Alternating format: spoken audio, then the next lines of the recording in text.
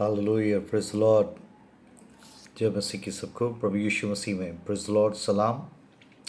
Thank you Jesus. आज की शाम फिर प्रभु का आत्मा ने उभारा कि खास दुआएं थी जो खुदा ने रूह में दी, ताकि मैं चाहता हूँ कि इस डिस्करेजमेंट के टाइम में जब लोग हतोत्साहित हैं, टूटे हुए अंदर से, इमोशनली, फाइनेंशली, फिज़िकली, हर तरीके से टूटे हुए हैं, ऐसे में परमेश्वर का रूह ने इस कलाम को अपने बहन भाइयों से बांटने के लिए आत्मा में वो बोझ, वो इंस्पिरेशन दिया और मैं आपके साथ शेयर करना चाहता हूँ। और सचमुच हम बुरे दिनों में से गुजर रहे हैं, यकीनन। और खुदा कलाम में लिखा है अज़ाया उसका 30 बाब, इशाया उसका 30वां चैप्टर और उसकी 19, 20 और 21 आयत, 3 आयतों के साथ खुदा ने मुझे फिर से इस बात के लिए उभारा कि मैं अपने बहन भाइयों से बोल सकूं कि परमेश्वर सब चीज़ों को देख रहा है। Everything is controlling by the Lord. क्योंकि इस समय जो क्याटिक और कन्फ्यूज़न का माहौल चारों तरफ है, इसके बावजूद परमेश्वर अपने सिंहासन पे है। Still he is on throne. वो फिर भी सब चीज़ों को संभाले हुए, कोई भी चीज़ उसका आउट ऑफ कंट्रोल नहीं है, पूरी तरह से नियंत्रण में है। इसलिए परमेश्वर का सेवक, उसका उपदेशक, उसका प्रचारक, उसके वचन का प्रचारक होने के नाते मैं आपको मोटिवेट करना चाहता हूँ। और जब इस आयत को पढ़ेंगे तो खुदावन यकीनन आपको आशीष देगा। यशाया उसका 30 बाब उसकी 19वीं आयत में से लिखा है, हे सियोन के लोगों, सियोन के लोगों, तुम यरूशलेम में बसे रहो। सियोन के लोगों, बहुत टाइम से पुराने गीत गाते थे, हे सियोन देश हमारा है देश, रहते हैं हम यहाँ पर देश। वो सियोन जो बेसिकली हेवन, उसकी खुदन की उस जगह को दिखाता है जहाँ पर हम जाने के लिए तैयार हैं। सियोन, फ्यूचर में जहाँ हम हमेशा के लिए रहेंगे। लेकिन इस सियोन के लोगों, तुम यरूशलेम में बसे रहो। हे सियोन के लोगों, तुम यरूशलेम में बसे रहो। मेरा आप सियोन जाने की तैयारी में है, मगर खुदावन इस बीच के इस जर्नी में मुझसे रब से कह रहा, तुम यरूशलेम में बसे रहो। यरूशलेम is the city of God. City of God means जहाँ खुदावन मौजूद है, खुदा का नगर, खुदा का शहर। सचमुच खुदावन चाहता है कि यरूशलेम में बने रहना, उसकी सिटी में बने रहना, मतलब उसकी मर्जी में बने रहना, उसके नगर में बने रहना, मतलब उसकी इच्छा को जानते हुए, उसकी परफेक्ट विल को जानते हुए उसकी मर्जी में यस और आमीन कहना। हालेलुया। लिखा है, सियोन के लोगों, तुम यरूशलेम में बसे रहो, तुम फिर कभी ना रोओगे, तुम फिर कभी ना रोओगे। वाह, आप कह रहे ये वचन ऐसा लगे सब जगह रोने और मातम की बातें हैं, यकीनन। और उसके बावजूद भी परमेश्वर का ये प्रॉमिस मेरे और आपके लिए है कि तुम कभी ना रोओगे, कभी ना रोओगे। वे तुम्हारी दुहाई सुनते ही तुम पर निश्चय अनुग्रह करेगा। वे तुम्हारी दुहाई सुनते ही तुम पर निश्चय अनुग्रह करेगा। वे सुनते ही तुम्हारी मानेगा। हालेलुया, वाह, hallelujah. Thank you Jesus, thank you father God. ओ रो मामा खाबा शानदारीना, थैंक यू लॉर्ड। लिखा है कि वो निश्चय ही तुम पर अनुग्रह करेगा, तुम्हारी दुआई सुनकर निश्चय ही तुम पर अनुग्रह करेगा, तुम्हारे सुनते ही तुम्हारी प्रार्थना का जवाब देगा। फिर 20वीं आयत में लिखा है, चाहे प्रभु तुम्हें विपत्ति की रोटी, चाहे प्रभु तुम्हें विपत्ति की रोटी और दुख का जल भी दे, तो भी तुम्हारे उपदेशक फिर न छिपेंगे। वाह, हालेलुया। मेरा आप इस समय एक सचमुच एक दुख की रोटी खा रहे हैं, विपत्ति की रोटी खा रहे हैं। जिस तरीके का माहौल है, जिस तरह का लॉकडाउन है और जिस तरीके की परिस्थितियाँ फाइनेंशियली भी, उस तरीके से लोग जो जिस तरीके से आनंद से रोटी खानी चाहिए उस तरीके से रोटी नहीं खा पा रहे हैं। जो खाना चाह रहे वो नहीं खा पा रहे, और जो भी चीज़ें उससे गुजारा चल रहा है। मगर लिखा खुदा कलाम में लिखा, चाहे प्रभु तुम्हें विपत्ति की रोटी और दुख का जल भी दे। और दुख का जल, विपत्ति की रोटी और दुख का जल। सचमुच में आप घरों में, आप अपने एक हम अपने आप से पूछ लीजिए खुद, हम लोग किस तरीके से खाना खा रहे हैं, किस तरीके से पानी पी रहे हैं। मगर परमेश्वर कह रहा है कि अगर उसने इन चीज़ों की परमिशन दी भी है, कुछ चीज़ें जो हो रही हैं जो उसके कंट्रोल में हैं, लेकिन चाहे प्रभु तुम्हें विपत्ति की रोटी और दुख का जल भी दे, तो भी तुम्हारे उपदेशक फिर ना छिपेंगे। हालेलुया। इसके बावजूद खुदा कलाम कह रहा है कि तमाम ऐसे दुख की रोटी खाने के बावजूद, से दुख का पानी जल पीने के बावजूद भी तुम्हारे उपदेशक, तुम्हारे प्रीचर्स, तुम्हारे इवेंजलिस्ट, तुम्हारे सुसमाचार प्रचारक फिर ना छिपेंगे, और तुम अपनी आंखों से अपने उपदेशकों को देखते रहोगे।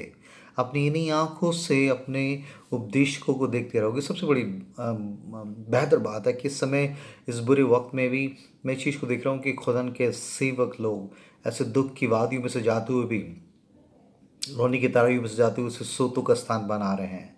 ऐसे वो मध्यस्थता कर रहा है, परमेश्वर का वचन उनके पास पहुंच रहा है, और एक नई तरीके से परमेश्वर उनके रूह में काम कर रहा है। हालेलुया। लोग कह रहे हैं कि ये फर्स्ट वेव खतरनाक थी, सेकेंड वेव उससे भी खतरनाक है, थर्ड वेव आने वाली है, और ये कोरोना के वेरिएंट्स बहुत ही खतरनाक है, और बहुत ही मातम की बातें हैं, बहुत ही खतरनाक मौत की बातें चारों तरफ हैं। मैं आपको बता रहा हूँ कि चाहे एक वेव आए, सेकेंड वेव आए, थर्ड वेव आए, मगर उसके बावजूद खुदावन के अनुग्रह की वेव, खुदन के उपदेश, खुदन के गाइडेंस की वेव, खुदन के दासों के द्वारा आपके जीवन में एक बड़ी सुनामी की तरह आएगी, और तमाम इन गढ़ों को, इस डर के गढ़ों को ढाने के लिए खुदावन अपने लोगों को रिवाइव कर रहा है, अपना कलाम दे रहा है। और आप निश्चिंत रहें, क्योंकि खुदा ने कहा कि चाहे वो विपत्ति की रोटी या दुख का जल भी दे, आपके उपदेशक, उसके प्रचारक छुपेंगे नहीं। हालेलुया। और मैं इस चीज़ को देख रहा हूँ, खुदन का कलाम किस किस छोटे छोटे बच्चे, जवान लोग और बुजुर्ग लोगों के द्वारा, चाहे हमारे बहुत से सेवक लोग चले गए हैं, विश्वास युक्ता में अपनी आंखें बंद करके चले गए हैं, मगर उसके बावजूद भी खुदा का कलाम इस खास समय पे मेरे और आपके पास आ रहा है। इस दुख की रोटी के बावजूद भी परमेश्वर की रोटी, जिस दुनियावी रोटी से बहुत ज़्यादा अहमियत रखती है, बहुत ज़्यादा पावरफुल है, क्योंकि यीशु मसीह ने खुद कहा, man is not live by bread alone but every words proceed from the mouth of God. आदमी रोटी से जीवित नहीं रहेगा, परंतु हर एक उस वचन से जो परमेश्वर के मुंह से निकलता है। ये परमेश्वर के मुंह से हुए निकले वचन उसके आत्मा के द्वारा खुदन के लोगों के अंदर से निकल कर आप तक पहुंच रहे हैं। This is the true inspiration. इसी से आप जीवित रहेंगे इस बुरे वक्त में, क्योंकि अगर रोटी से जीवित रहने की बात होती है तो बहुत से लोग जिनके घरों में इफरात से रोटी थी, इफरात से सब चीज़ें थी, मगर फिर भी वो इन चीज़ों को बर्दाश्त नहीं कर पाए, चले गए। बहुत से धनाढ्य, बहुत से अमीर वेल्थी लोग जिनके पास सब कुछ था, चले गए, इस चीज़ों को बर्दाश्त नहीं कर पाए। मगर परमेश्वर अपने लोगों से कह रहे हैं, यरूशलेम में बने रहो, मतलब उसकी मर्जी में बने रहो, उसके खौफ में बने रहो, उसके हाथों के नीचे बने रहो, लेकिन दीनता से परमेश्वर के हाथों के नीचे बने रहो। सही समय पे तुम्हें बढ़ा देगा, सही समय पे ये सब चीज़ें जाएंगी, और एक नई तरीके से जो रिवाइवल इस समय चार दीवारियों में मेरे और आपकी स्पिरिचुअल लाइफ में हो रहा है, यकीनन एक नई तरीके के मैनिफेस्टेशन के साथ आने वाले जनरेशन और अपने जुड़े लोगों के लिए आप बरकत का, आशीष का जरिया बनेंगे। Because God servants of God, the preachers of his word, it's not hidden. परमेश्वर ने उनको परमिट कर रखा है, परमेश्वर का वचन जा रहा है। मेरे जैसे क्या हजारों लाखों लोग इस समय इस ऑनलाइन के द्वारा खुदन के लोगों को रिवाइव कर रहे हैं, उन्हें टूटने से बचा रहे हैं, उन्हें मोटिवेशन की बातें कर रहे हैं, उनसे कह रहे हैं कि तुम्हारा भला ही होगा, निश्चय तुम परमेश्वर की करुणा, उसकी भलाई आपके ऊपर बनी रहेगी। बस ज़रूरत यह है कि आप यरूशलेम में बने रहें, खुदा की मर्जी में बने रहें, खुदा के खौफ में बने रहें। This is the promise.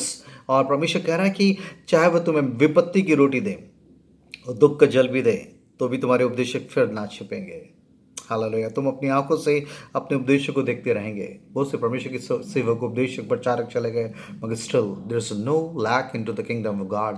The bread of life, परमेश्वर के जीवन की रोटी, उसका कलाम, यीशु मसीह का कलाम खुदन के लोगों के द्वारा बराबर ऐसी बुरी परिस्थिति में, दुख और विपत्ति के समय में भी, ऐसी रोटी खाते हुए भी खुदन का वो जीवित वचन जो आपको, मुझे और आपको फिजिकली, मेंटली, स्पिरिचुअली हर तरीके से रिवाइव कर सकता है, वो जीवित कलाम आप तक पहुंच रहा है। Hallelujah. I'm going to motivate you, my brother and sister. Still, everything is controlling by the Lord. Don't give up. Not give up. Trust and just your living hope is Jesus Christ.